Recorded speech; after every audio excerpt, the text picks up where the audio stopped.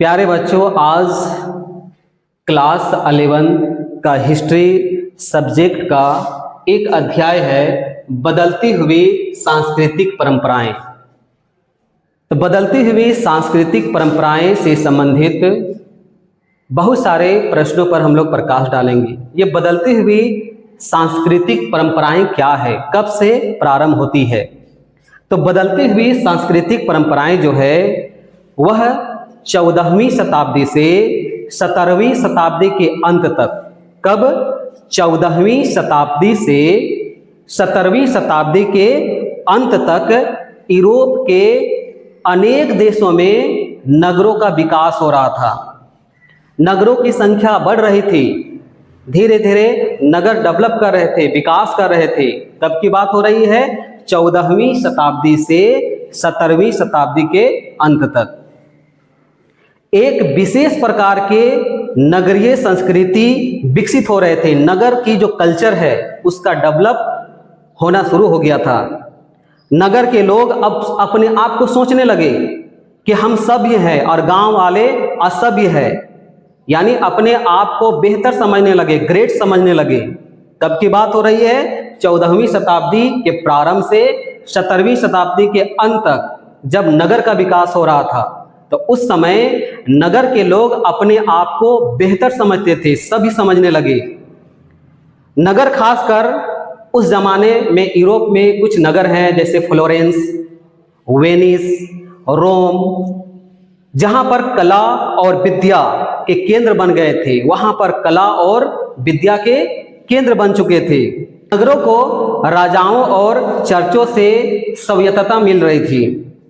नगर कला और ज्ञान का केंद्र बिंदु बन चुका था। नगर कला और ज्ञान का केंद्र बिंदु बन चुका था। उसी समय एक बहुत ही बेहतर आविष्कार हुआ जिसको कहते हैं मुद्रण संस्कृति, यानी छापे खाना का आविष्कार उस समय हुआ। अब लोग चाहे दूर दराज में, देश में हो या विदेश में हो, अपने शहर में हो या दूसरे गांव में है, अब जब मुद्रण संस्कृति आ गया, छापा खाना आ गया, तब ऐसे किताबें छपने लगी। जब किताबें छपने लगी तो ज्ञान का बहुत तेजी से विकास होने लगा। अब दूर दराज के लोग भी किताबें पढ़ना शुरू कर दिए। शताब्दी 16वीं शताब्दी का ये जो आधुनिक युग है, जब से प्रारंभ होती है, उस युग में ये लोग ऐसे अपनी तुलना यूनान के, रोमन की संस्कृति से करने लगे। जब ये मुद्रण संस्कृति का प्रारंभ होता है, अब यह माने जाने लगा कि प्रत्येक व्यक्ति अपनी इच्छा अनुसार, अब लोग मानने लगे कि अब इंसान अपनी इच्छा अनुसार अपना धर्म को चुन सकता है, क्योंकि अब ज्ञान, जब छापा खाना का आविष्कार हुआ तो किताबें छपने लगी, और जब किताबें छपने लगी तो ज्ञान का विकास हुआ। जब ज्ञान का विकास हुआ तो लोग ने अपने आप में ये भी स्पष्ट कर लिए कि अब हम अपनी इच्छा से धर्म भी चुन सकते हैं। चर्च के पृथ्वी के केंद्र संबंधी विश्वास को वैज्ञानिकों ने गलत समझा दिया। यानी चर्च जो पृथ्वी का जो केंद्र मानते थे, भूमध्य सागर को, यूरोप को, उसको इन लोगों ने गलत समझा दिया। तो उसी से संबंधित हम बहुत सारे प्रश्नों पर प्रकाश डालेंगे। उनमें से नंबर 1 प्रश्न है, पुनर्जागरण किस देश से प्रारंभ हुआ। यानी ये पुनर्जागरण क्या है? पुनर्जागरण का मतलब है यह प्रारंभ 14वीं शताब्दी के समय, 14वीं शताब्दी के समय इटली में प्रारंभ हुआ था, जो 15वीं और 16वीं शताब्दी तक पूरे यूरोप में फैल गया। और पुनर्जागरण का तात्पर्य क्या है? पुनर्जागरण का मतलब है लोगों के बीच में बौद्धिक और सांस्कृतिक ज्ञान का प्रारंभ होना। यानी लोगों के बीच में अब बौद्धिक और सांस्कृतिक का ज्ञान प्रारंभ हो गया था। तो ये पुनर्जागरण किस देश में प्रारंभ होती है? तो यह देश का नाम है इटली। और कब होती है? तो यह प्रारंभ 14वीं शताब्दी में शुरू होती है, जो 16वीं शताब्दी तक पूरे यूरोप में फैल जाती है। अब नेक्स्ट क्वेश्चन है, आधुनिक युग का पुनर्जागरण। आधुनिक युग यानी मॉडर्न एज जिसको कहते हैं, इसका पुनर्जागरण युगीन प्रमुख राजनीतिक चिंतक था यानी इसके राजनीतिक चिंतक कौन कौन थे? आधुनिक युग का प्रारंभ माना जाता है, इटली से ही माना जाता है, 1453 ईस्वी से। तो इसमें से पुनर्जागरण, लोगों के बीच में बौद्धिक ज्ञान और सांस्कृतिक जो विकास होती है उसका राजनीतिक चिंतन कौन कौन थे? तो उनमें से 2-3 यूरोपियन विद्वान हैं। उनमें से नंबर 1 में आता है दांते, नंबर 1 में दांते। उसके बाद मैकियावली,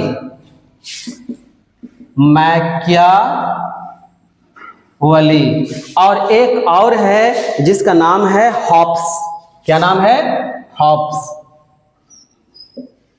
ये क्या है? आधुनिक युग का पुनर्जागरण योगिन प्रमुख राजनीतिक चिंतक थे। क्या क्या नाम है? दांते, मैकियावली, हॉब्स। नेक्स्ट क्वेश्चन है, छापाखाना का आविष्कार किसने किया? यह आधुनिक युग का सबसे महत्वपूर्ण आविष्कार था छापाखाना। तो छापाखाना का आविष्कार गुटनबर्ग ने किया था। किसने किया था? गुटनबर्ग। और ये कब किया था? तो इसके बारे में आता है कि 1440 ईस्वी से 1450 ईस्वी के बीच में गुटनबर्ग के द्वारा छापाखाना का आविष्कार किया गया था। अगला क्वेश्चन है, कागज का आविष्कार सर्वप्रथम किस देश में हुआ? आज जो हम लोग कागज का प्रयोग करते हैं, इसका सबसे पहले आविष्कार कौन से देश में हुआ था? तो उस देश का नाम है चीन। और चीन में कागज का आविष्कार 105 ईस्वी में, 105 ईस्वी में वहां का एक राजवंश था जिसका नाम है हान राजवंश। हान राजवंश के द्वारा ये कागज का आविष्कार किया गया था। अगला क्वेश्चन है, न्यूटन ने किस सिद्धांत का प्रतिपादन किया? यानी न्यूटन जो है वह कौन से सिद्धांत का प्रतिपादन किया? ये बहुत ही इंपॉर्टेंट और सभी को जानते हैं कि न्यूटन के द्वारा जो सिद्धांत का प्रतिपादन किया गया था उसका नाम है गुरुत्वाकर्षण। क्या नाम है? गुरुत्वाकर्षण। तो ये गुरुत्वाकर्षण 1687 ईस्वी में, 1687 ईस्वी में न्यूटन के द्वारा गुरुत्वाकर्षण सिद्धांत जो है उसका प्रतिपादन किया। और उन्होंने बताया कि इस ब्रह्मांड में जितने भी पदार्थ हैं, जितने भी पदार्थ आपको नजर आती है, वे सभी एक दूसरे को आकर्षित करती है, एक दूसरे को अपनी ओर खींच के रखा है। तो इस प्रकार से न्यूटन के द्वारा गुरुत्वाकर्षण का सिद्धांत का प्रतिपादन 1687 ईस्वी में किया गया।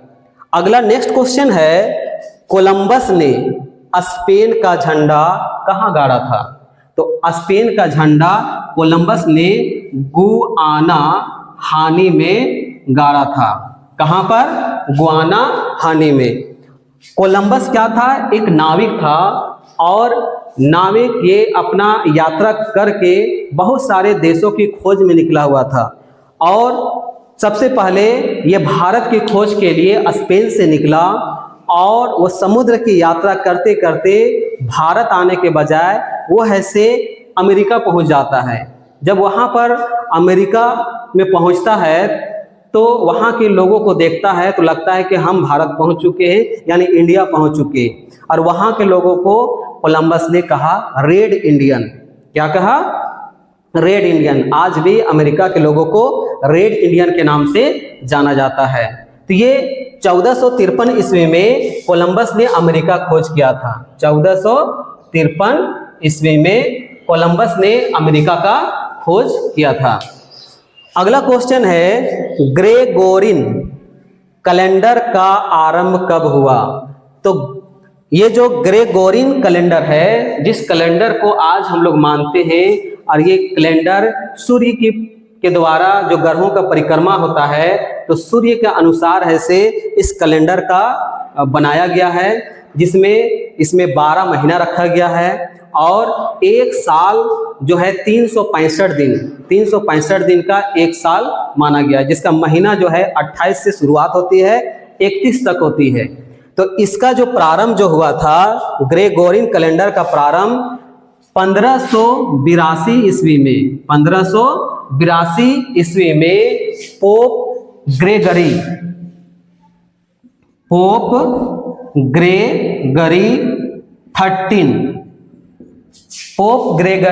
13 के द्वारा, यानी 13वां के द्वारा 1582 ईस्वी में ग्रेगोरियन कैलेंडर का प्रारंभ किया गया था, जो आज भी हम लोग उसका प्रयोग कर रहे हैं।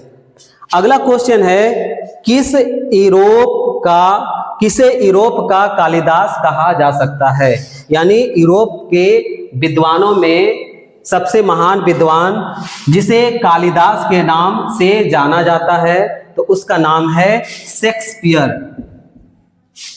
क्या नाम है? शेक्सपियर। यानी इसे यूरोप का कालिदास के नाम से जाना जाता है। इसका जन्म है 1564 ईस्वी में इसका जन्म हुआ था और 1616 ईस्वी में इसकी मृत्यु होती है। इसके द्वारा बहुत सारे किताबें लिखी गई। इसके द्वारा एक बहुत ही महत्वपूर्ण कृति है जिसका नाम है हैमलुट। और शेक्सपियर के द्वारा एक और भी बहुत ही महत्वपूर्ण किताब का नाम है जिसका नाम है रोमियो जूलियट।